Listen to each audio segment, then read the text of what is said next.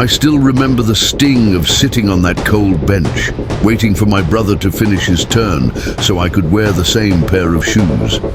A poor black kid in Athens, laughed at by neighbors, ignored by coaches, and told that kids like me had no future in basketball. I was too skinny, too poor, too invisible. But every time I laced up those borrowed shoes, something inside me burned. They said I'd never make it to the NBA, and that's exactly where my story begins. They called me invisible. A poor black boy born to immigrant parents, trying to survive in a city that never wanted us. My family sold sunglasses and watches on the streets of Athens, just to buy food for the night. We didn't dream about luxury. We dreamed about eating tomorrow. And when I finally found basketball, I didn't even have shoes of my own. My brother and I shared one pair. When he played, I waited. When I played, he sat. That was our life. Survival, sacrifice, and hope stitched together with broken laces. But inside me, there was a fire that no one could see. Every insult, every laugh, every door slammed in my face only made that fire grow. People said kids like me, poor, black, overlooked, would never belong in the NBA. They said it was impossible, that the dream was too big for someone who had nothing. This story isn't just about basketball. It's about believing when no one else does. It's about carrying the weight of your family, your skin, your poverty, and still daring to stand where the world said you could not. My journey will show you the pain of rejection, the humiliation of being underestimated, and the heavy silence of being forgotten.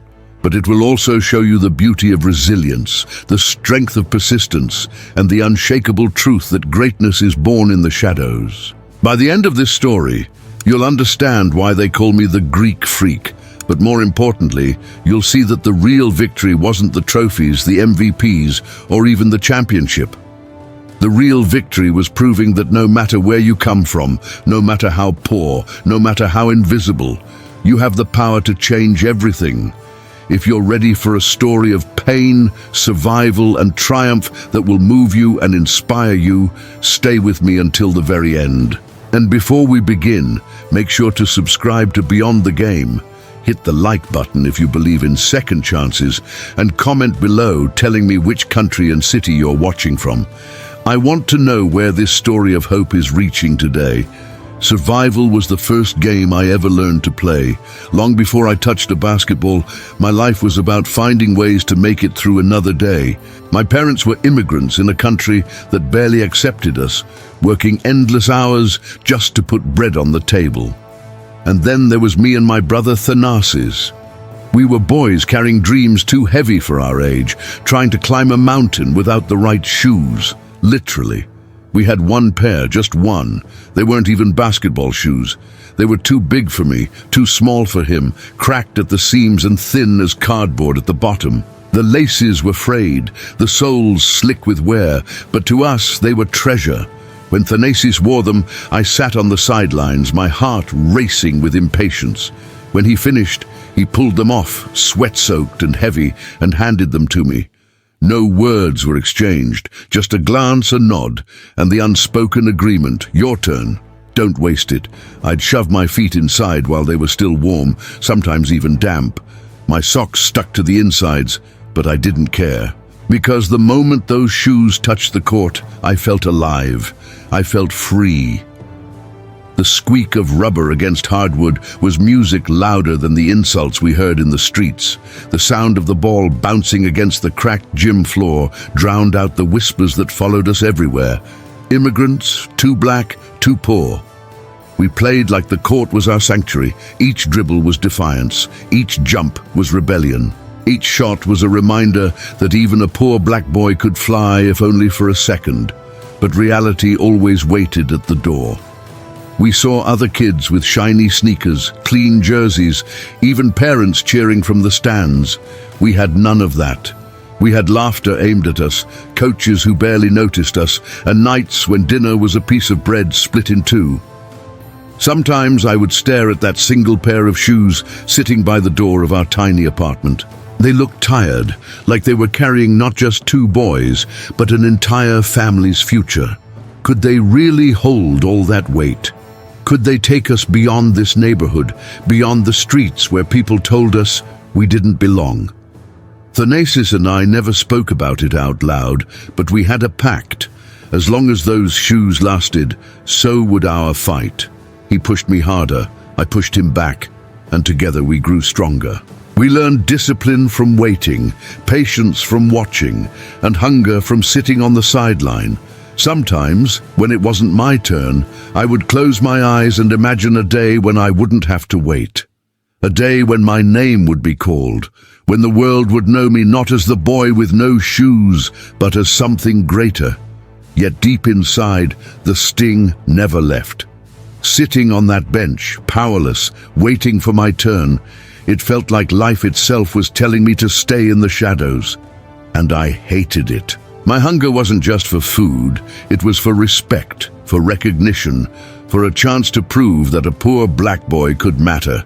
Every insult burned like fuel, every sneer pushed me further, and every night, when I slipped those shoes off and laid them by the door, I whispered the same promise. One day, these shoes will carry me farther than anyone thinks possible. One day, the world will remember the boy who had nothing. The streets of Athens became my first arena. While other kids warmed up on polished courts, I warmed up my voice on the corners, trying to convince strangers to buy sunglasses and cheap watches. My parents spread out the merchandise on a thin sheet, and I carried a handful of items, weaving through crowds of people who never looked me in the eye. I hated the way they avoided me, clutching their purses tighter as if I was a thief. I wasn't a thief. I was a boy trying to help his family eat. The sting of rejection was constant. No, go away. Leave me alone. Not today. Some people didn't even bother with words. They swatted me off like a fly. My skin, my accent, my poverty, they carried weight heavier than the watches I sold. Sometimes I wondered if I was invisible. Other times I knew I wasn't invisible at all. They just didn't want to see me. But every coin I earned mattered. It meant bread, maybe milk, maybe a little bit of meat if we were lucky. It also meant that when night came and the streets emptied, I could run to the old court and practice. The same hands that held out sunglasses now held a ball. The same feet that chased strangers now chased dreams. Thanasis and I would stay until the light disappeared. We dribbled until our arms shook. We shot until our legs refused to move. We ran until the sound of our breathing echoed louder than the city itself. We weren't just playing, we were preparing. Deep down, I believed that basketball was more than a game. It was a doorway, a narrow, fragile doorway, but one that could lead us out of the life we were trapped in. Still, I couldn't escape the humiliation. Selling on the streets stripped me of dignity, piece by piece. I saw classmates buying ice cream while I stood there with my little tray of watches. I overheard kids laughing behind me. Look at the African boy begging. I kept my head down, clenched my jaw, and whispered to myself, this isn't forever. The hardest moments weren't the insults, they were the moments of silence, when people looked at me and saw nothing, no future, no talent, no worth, just a poor black immigrant boy trying to survive. That silence burned deeper than any words could, but every insult became fuel, every cold stare became fire. Every coin I collected, no matter how small, was proof that I could fight back. My dream wasn't just to eat tomorrow. My dream was to stand on a court so big that no one could ignore me anymore. Sometimes, while standing on the street corner, I would watch my reflection in a shop window. I didn't see a vendor. I saw a player. I pictured myself wearing a jersey, my name stitched across the back, sweat dripping under bright arena lights. It was fantasy, sure, but it was also survival. If I didn't believe it, I knew no one else would. Thanasis believed too. We pushed each other, we carried each other. When I came home tired from selling, he dragged me to the court anyway. One more drill, he'd say. When he felt like quitting, I shoved him back on the floor. Again, I'd tell him, We weren't just training muscles, we were training souls, and yet as much as I believed, I still feared. Would anyone ever see us? Would anyone ever give us a chance? Or were we just chasing shadows under broken streetlights? There was a small gym in Athens, hidden in the middle of a tired neighborhood. The paint on the walls was chipped, the floorboards creaked, and the lights flickered like they were hanging on for dear life. But to me, that court was a palace. It wasn't about how it looked, it was about what it represented. It was the one place where the noise of poverty and rejection disappeared, and the sound of a basketball hitting the floor became the only truth that mattered. The first time I stepped inside, I felt the weight of the moment. My heart pounded harder than it ever had on the street selling watches. The ball was too big for my hands, the rim too high, and my body too skinny. But the court didn't laugh at me. The court didn't tell me I didn't belong. The court gave me silence, space, and possibility. Thanasis was by my side as always. He showed me how to dribble, how to set my feet, how to jump and extend my arms toward the rim. We weren't polished, we weren't trained, but we were hungry. And hunger has a way of teaching you faster than any coach can. At first, the coaches at Philathletikos barely noticed me. They saw a tall, awkward kid with thin arms and legs that looked like they might snap under pressure. I was clumsy, tripping over myself, fumbling passes, missing shots that seemed impossible to miss. I could hear the whispers from the sidelines. Too raw, too skinny, just another poor immigrant boy wasting time. Those words cut deep.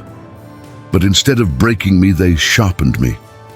I stayed after practice when the lights dimmed, shooting until my arms refused to rise. I ran sprints until my lungs burned and my vision blurred. I studied the game, watching older players, mimicking their moves, failing over and over until something clicked. Every mistake was fuel. Every laugh in the background was gasoline poured onto the fire inside me. One evening, after everyone had left, I stayed behind again. The gym was empty, silent except for the bounce of the ball echoing off the walls. I was drenched in sweat, my legs trembling, but I refused to leave. That's when one of the assistant coaches walked back in. He watched me for a moment, arms crossed, eyes squinting. I didn't stop. I couldn't. I sprinted. I jumped. I shot. I missed. And then I shot again. Finally, he walked toward me. My chest tightened. I expected him to tell me to go home, that practice was over, that I was wasting my time. Instead, he said something I'll never forget. You work harder than anyone I've seen. Don't stop. Those words were simple, but they cracked something open inside me. For the first time, someone saw me not as a poor black kid hustling on the streets, not as a charity case, but as a player worth noticing. From that moment, I became obsessed. I treated every practice like life or death. I chased every rebound like it was food for my family. I played defense like I was protecting my own home. And little by little, the clumsy boy became something else. The whispers didn't stop, but I started to hear new ones. People noticed my length, my speed, the way I could cover ground in just a few strides. They still doubted me, but doubt no longer felt like a cage. It felt like fuel. The court was no longer just a place to escape. It became the place that shaped me, that molded me into something bigger than the boy who once waited on a bench for his turn to wear a shared pair of shoes. I still went home at night to the same tiny apartment, still woke up to sell watches on the streets, still carried the same hunger. But now, I carried something else too. Belief. Belief that this game could carry me beyond the walls of that cracked gym. Belief that every drop of sweat was building something no one else could see yet. Belief that one day this court would be remembered as the place where everything began. The night of the NBA draft felt like standing on the edge of two worlds, the one I came from and the one I was praying to step into. I wasn't supposed to be there. At least, that's what people said. I was still the boy who had once sold watches on the street corners of Athens, still the kid who wore shoes that didn't fit, still the immigrant no one wanted to notice. And yet, here I was, in New York City, dressed in a suit that felt borrowed from another man's life, waiting for a stranger to call my name. I remember looking at my family that night. My mother sat upright, her hands clasped tightly as if holding all of us together. Thanasis's eyes were wide, darting between the stage and me, his excitement barely contained. My younger brothers fidgeted in their seats, whispering, dreaming aloud about what would happen if my name was chosen. I felt the weight of their hope pressing on my chest. This wasn't just about me. This was about all of us, about every sacrifice, every insult, every night we went to bed hungry but refused to stop believing. The arena buzzed with tension. Cameras flashed, lights glared, and names were called one by one. Some players stood tall, already polished, already stars in waiting. Their families cheered as if the future had always been promised. I sat there quietly, unsure if I even belonged. Every pick that passed without my name felt like a door slamming shut. With each announcement I thought, maybe they were right. Maybe I'm just a project. Maybe the NBA is too big for a boy like me. When the Milwaukee Bucks were announced for the 15th pick, I barely heard the commissioner's words. My heart was beating so hard that the sound drowned everything else. And then I caught it. My name. With the 15th pick in the 2013 NBA draft, the Milwaukee Bucks select Giannis Antetokounmpo. For a moment, I froze. It was as if the world had paused. My family erupted, my mother's tears streaming, my brothers shouting, my father's arms wrapping around me. But I couldn't move. My body felt like it was still in Athens, waiting to share shoes, waiting to be laughed at, waiting to be invisible. And now the world was looking at me. I walked to the stage, each step heavier than the last. The suit clung to me awkwardly, my hands trembling as I shook the commissioner's hand. The cameras flashed, microphones crowded, voices shouted my name. But inside, I was still that boy selling sunglasses on the streets, still the boy practicing in the dim light of a broken gym. I smiled, but my heart whispered, "You don't belong here, not yet." That night should have been pure joy, but it was filled with shadows. I knew the truth. I wasn't ready.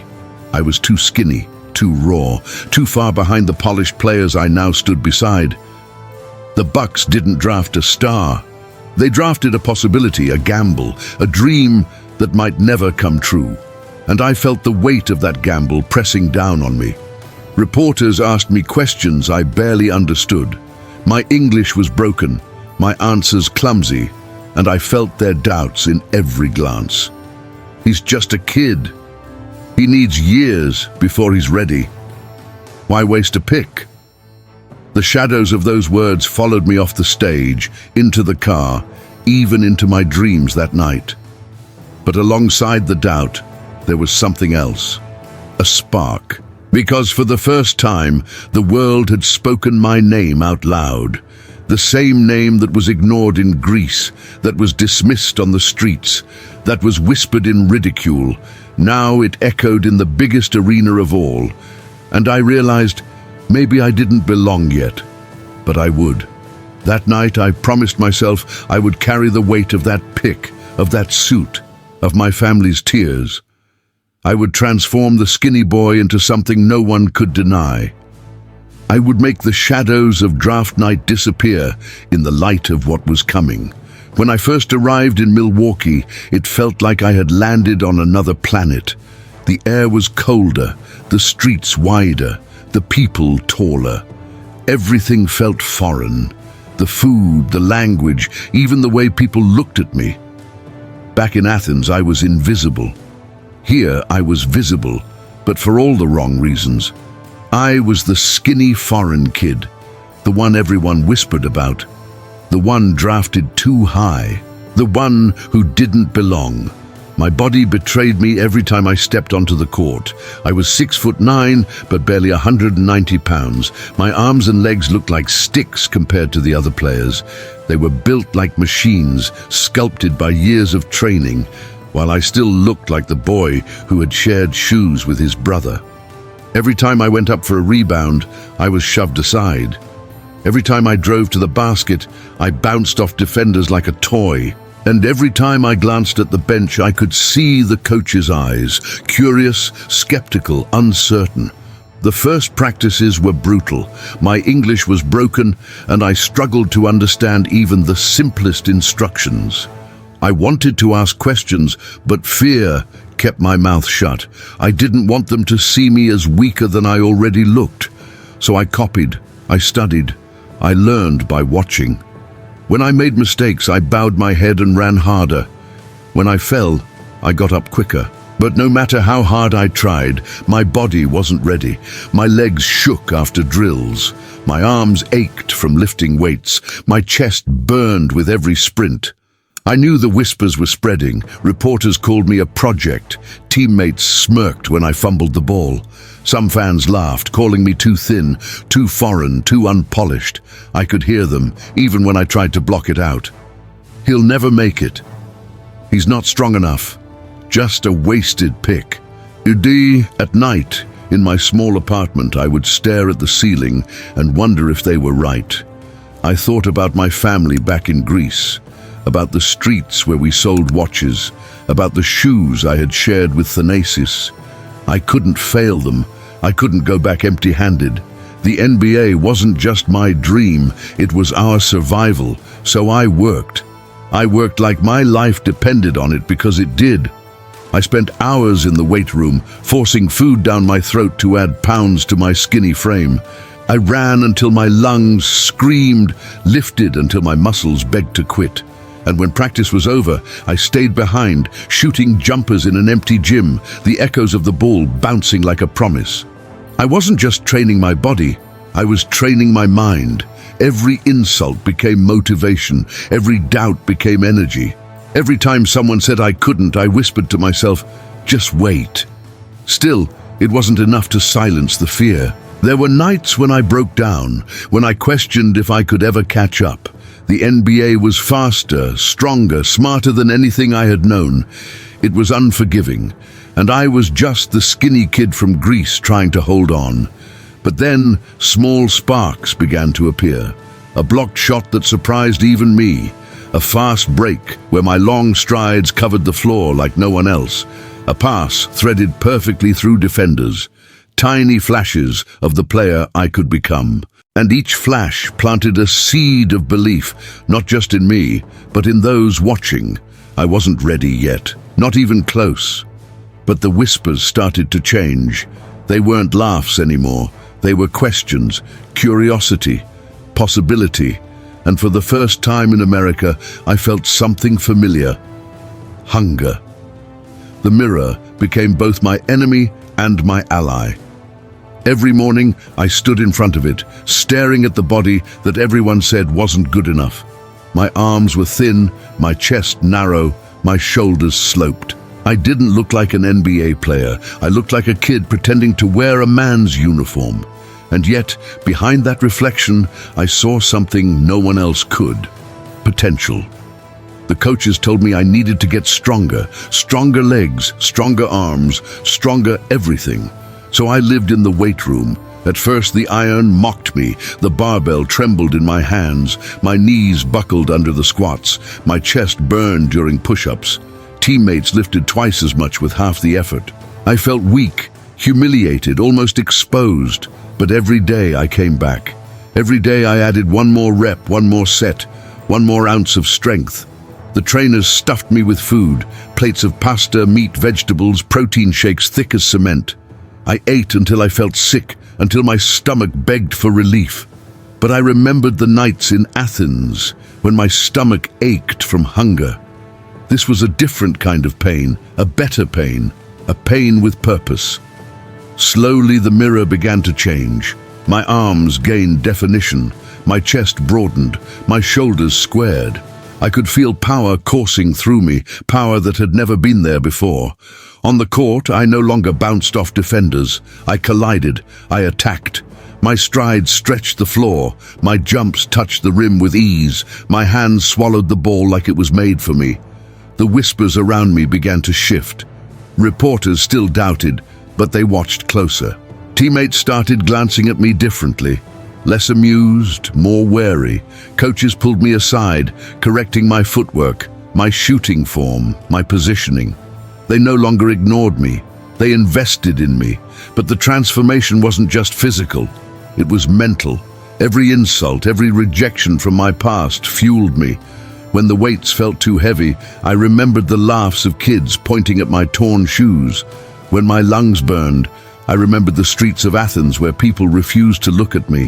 When I felt like quitting, I remembered my family waiting, hoping, depending on me. Basketball was no longer just a dream.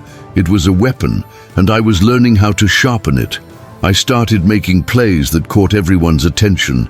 A block so high it rattled the backboard. A coast-to-coast drive where I dribbled the length of the court in just a few strides. A dunk that sent my teammates off the bench in disbelief. The skinny kid from Greece was no longer a punchline. He was a warning. Still, I knew I wasn't finished. Every night I stayed in the gym long after the others left. The janitor swept the floors while I shot in silence, each swish echoing like a promise. I wasn't chasing praise. I wasn't chasing headlines. I was chasing transformation, the chance to turn every shadow, every doubt into something undeniable. And I could feel it happening. With every rep, every sprint, every shot, the boy who once sold watches on the streets was disappearing. In his place, something else was rising, something stronger, something relentless, something ready. They started calling me a name I didn't understand at first. The Greek Freak. The words echoed in arenas, spilled across headlines, and followed me wherever I went. At first I thought it was just another joke, another label to remind me that I didn't belong. But then I realized this name was different. It wasn't about pity or insult. It was about awe. I was no longer just the skinny immigrant kid from Athens. My body had changed, my game had changed, and suddenly the world was noticing. Every night on the court, I did something that even surprised me. My strides carried me from one end to the other like the floor was shrinking beneath me. My arms stretched wider than defenders expected, swallowing rebounds, blocking shots out of nowhere. I wasn't just playing basketball anymore. I was rewriting what a player my size could do. The first time I dunked over a veteran, the arena erupted. I didn't scream, I didn't flex. I just jogged back on defense, my face calm. But inside, I was on fire. The kid who once shared shoes with his brother had just thrown down a dunk in the NBA. The crowd didn't see the streets of Athens, the nights of hunger, the laughter of strangers. They saw a freak of nature, and for the first time, I didn't mind the word. Reporters filled their articles with wonder. He covers the court in 3 steps. His arms stretch like wings. He plays every position. They couldn't define me, so they gave me a name that broke the mold, the Greek Freak. And with every headline, every highlight, that name became my armor. But it wasn't just about highlights. I worked harder than anyone. I studied film until my eyes blurred. I trained until my muscles shook. I stayed in the gym when the lights went out. I didn't want to be a freak by accident. I wanted to be a force by design. Still, respect didn't come overnight. Veterans tested me, shoving me, trash-talking, daring me to back down. Some games I failed. Some nights, I walked back to the locker room with my head low, frustration burning in my chest. But failure no longer broke me, it built me. Every mistake was another brick laid on the foundation of who I was becoming. Slowly, teammates stopped doubting. They started trusting me with the ball, trusting me with the game. Coaches drew plays with my name on them. And fans started chanting for me. Kids wore my jersey, stretching their arms wide like mine, trying to mimic my moves. I had gone from invisible to unforgettable. But with recognition came pressure. They expected more highlights, more wins, more miracles. And I felt the weight of those expectations. The world didn't just want the Greek freak. They wanted a savior, a champion, a star who could carry a franchise. I wasn't sure if I was ready, but I knew one thing: I would never stop trying. Every time I heard the chant, every time I saw the nickname plastered across the screen, I remembered the boy staring at his reflection in a shop window, dreaming of wearing a jersey with his name on the back. That dream was no longer fantasy, it was reality, and yet reality carried its own battles. I embraced the nickname, I embraced the freak. Because to me, it wasn't about being strange. It was about being unstoppable. It was about turning every reason they said I couldn't into proof that I could. Success is dangerous. It makes you believe you're untouchable, that the cheers and the headlines will never fade. For a moment, I let myself believe that the nickname, the highlights, and the admiration were enough. But the NBA is a ruthless teacher, and its lessons don't come wrapped in glory. They come wrapped in pain. My first real lesson came in the playoffs. The atmosphere was nothing like the regular season. The lights seemed brighter, sharper, like they were exposing every flaw. The crowd roared with a kind of hunger I had never felt before, a mix of passion and cruelty. Every possession felt like it carried the weight of the world. A single mistake echoed louder than any dunk or block. I had played hundreds of games, but this was different. This was survival. When the final buzzer sounded and we weren't advancing, I stood frozen on the court. My jersey clung to me, drenched with sweat. My chest heaved like it was trying to escape my body. Across the floor, the other team celebrated. Confetti rained down for them, not for us. I watched their joy, their triumph, their arms raised high, and it felt like knives slicing through me. The scoreboard behind me might as well have been carved into stone, a reminder that talent wasn't enough, that effort wasn't enough, that I wasn't enough. The media didn't wait. They attacked with words sharper than any defender's elbow. He's not ready. He's a freak of nature, but not a leader. Exciting, but not built for the big moments. I read those headlines, heard those interviews, and carried those sentences like chains around my neck.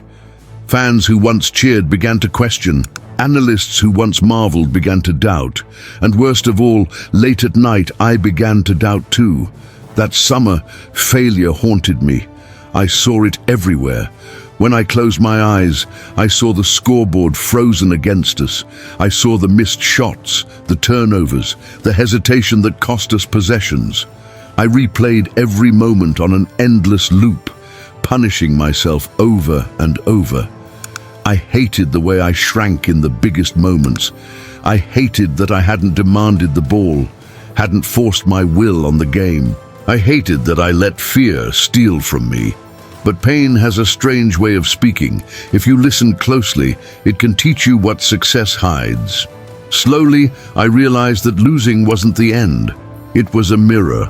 It reflected every weakness, every flaw, every gap in my game and in my spirit. And if I wanted to rise, I had to face that mirror without looking away. So I worked, harder than ever before. I pushed my body until it screamed, until my legs felt like they might collapse beneath me. I studied the greats, Jordan, Kobe, players who had tasted failure and used it to fuel greatness. I wrote their words on scraps of paper and stuck them to my walls. I watched tapes of champions who refused to break when the weight was too heavy. And then I went back to the gym and tried to carve those lessons into my own soul. Still, the scars of losing followed me. Every drill I ran, every shot I took, carried the echo of disappointment. The nickname Greek Freak didn't silence the voices. The dunks didn't erase the doubts. I felt like I was carrying a mask, admired on the outside but cracked on the inside. I needed to prove, not just to the world, but to myself, that I wasn't a fraud. On the outside, people saw me as serious, focused, relentless. On the inside, I was battling shadows that whispered every night, "You'll never be enough. You'll never win when it matters.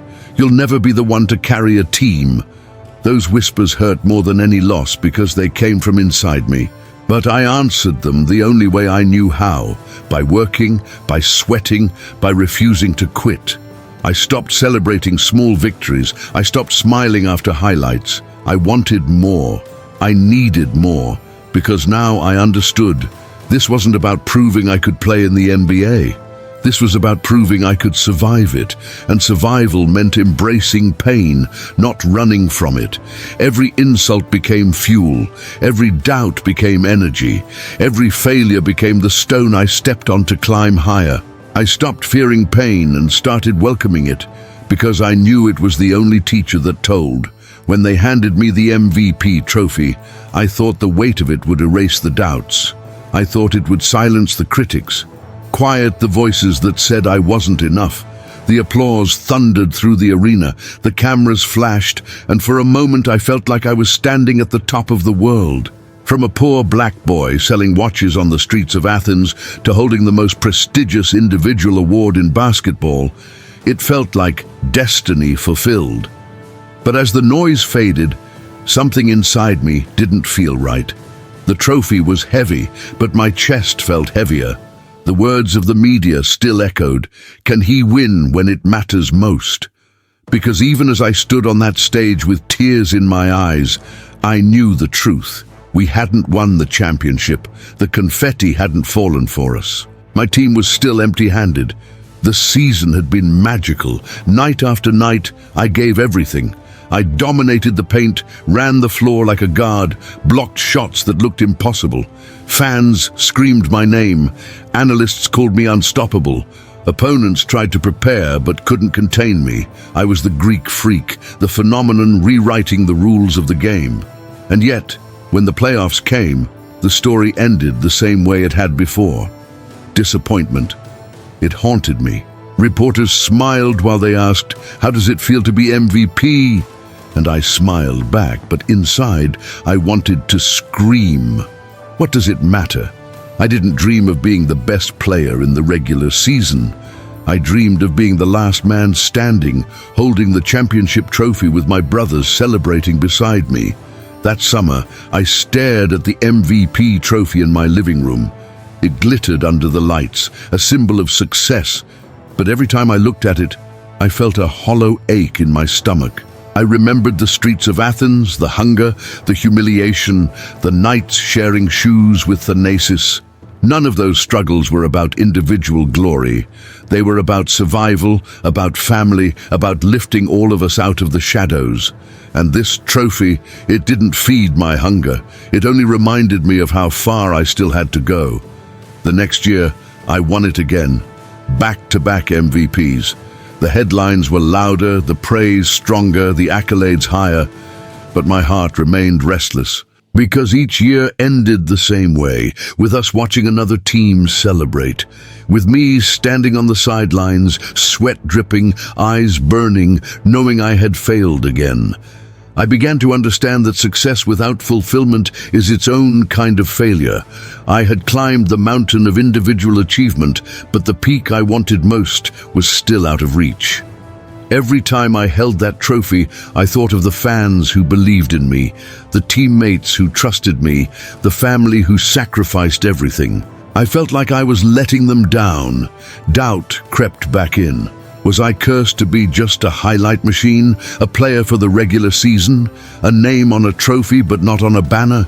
Was the Greek freak destined to dominate everything except the only thing that truly mattered, winning it all? I pushed harder than ever, determined to prove that the MVP wasn't the end of my story, but a chapter leading to something greater. I trained until my muscles screamed, studied until my eyes blurred, fought until my spirit ached. But no matter how much I gave, the whispers followed me. The world saw the trophies, but I felt the emptiness, and that emptiness was heavier than any MVP I could ever hold. The truth. The summer after my second MVP was different. I didn't celebrate like before. I didn't let the cameras follow me on vacations or pose with the trophy for glossy magazine covers. Instead, I locked myself away in the gym day after day, night after night, because deep down I knew the truth. Trophies didn't matter without a ring. And I was tired of being admired without being respected. Milwaukee believed in me. The city, the fans, my teammates, they carried me through my failures, but they also demanded more. Every face in the crowd, every chant of my name wasn't just praise, it was expectation. And I felt it with every breath. The weight wasn't crushing me anymore, it was shaping me. That season, I stepped onto the court with a different fire. I wasn't playing for highlights, I wasn't playing for headlines. I was playing for survival, for redemption, for a chance to silence the ghosts that haunted me every night. Every rebound I fought for like it was food for my family. Every block I swatted like it was my past trying to hold me down. Every dunk was a scream. Not this year, not again. We battled through the season, scarred but unbroken. The playoffs came, and this time I wasn't the same boy trembling under the lights. This time I was a man ready to fight. The first rounds were brutal. Opponents came at us with everything. Double teams, traps, physicality designed to break me. But I refused to break. I carried my team with everything I had, even when my body screamed for rest. Then came the Brooklyn Nets.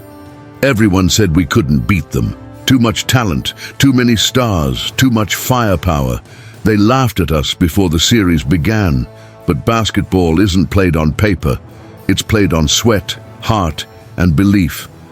That series tested me in ways I didn't think possible. Every game felt like a war. I fought through bruises, exhaustion, and doubt. I scored, I defended, I willed us forward. And when Kevin Durant's shot in Game 7 fell just short of ending us, I realized something. Destiny was giving us a chance. We took it. We advanced. But the battles weren't over. Each round pushed me deeper into pain, deeper into exhaustion, deeper into the fire. And I kept walking through it because I knew what was waiting on the other side. Every practice, every failure, every doubt I had carried from Athens to Milwaukee was preparing me for this road. I wasn't just chasing a championship. I was chasing justice, for the boy who sold watches, for the family that sacrificed everything, for the kid who once waited for his turn to wear shared shoes.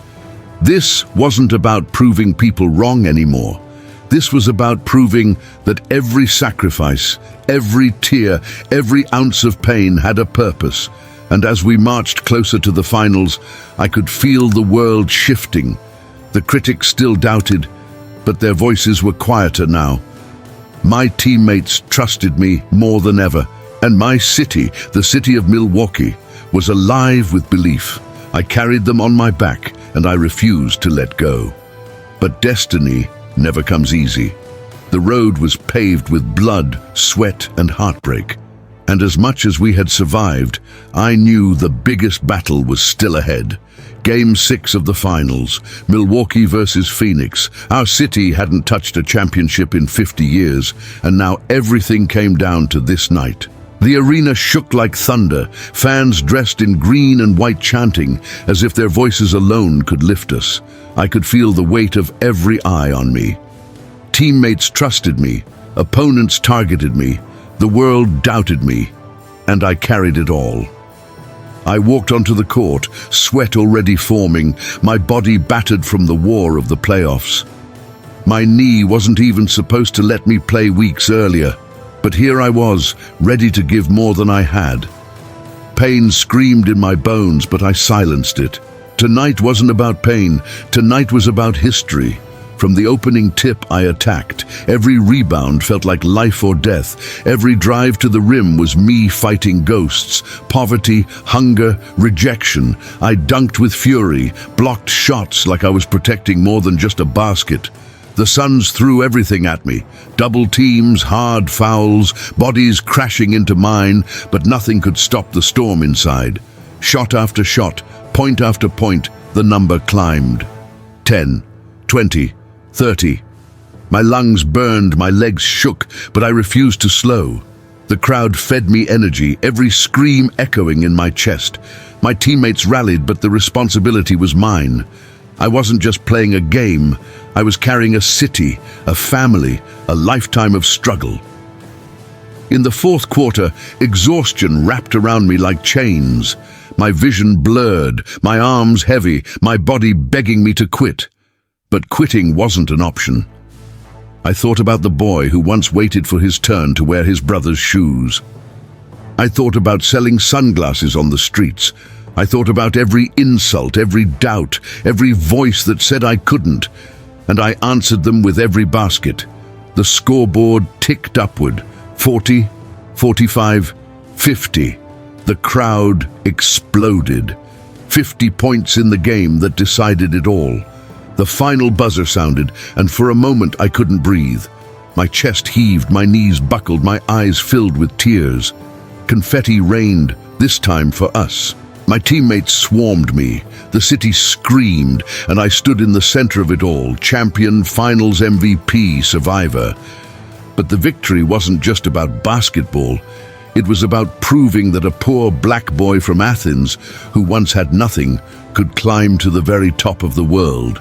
It was about proving that pain, sacrifice, and relentless faith could rewrite destiny. And yet, even as I held the trophy high, I knew my story wasn't finished. Because this wasn't just about winning a ring. It was about showing the world, and every kid who doubted themselves, that the impossible is only impossible until you do it. The night we won, I didn't sleep. I couldn't. My body was drained, my eyes heavy, but my heart was too full to close. I sat alone in the quiet of the locker room long after everyone had gone, staring at the trophy beside me. My reflection gleamed off the gold, but in my mind, I didn't see the champion the world now celebrated. I saw the boy who once sat on a bench in Athens, waiting for his turn to wear his brother's shoes. That boy had nothing.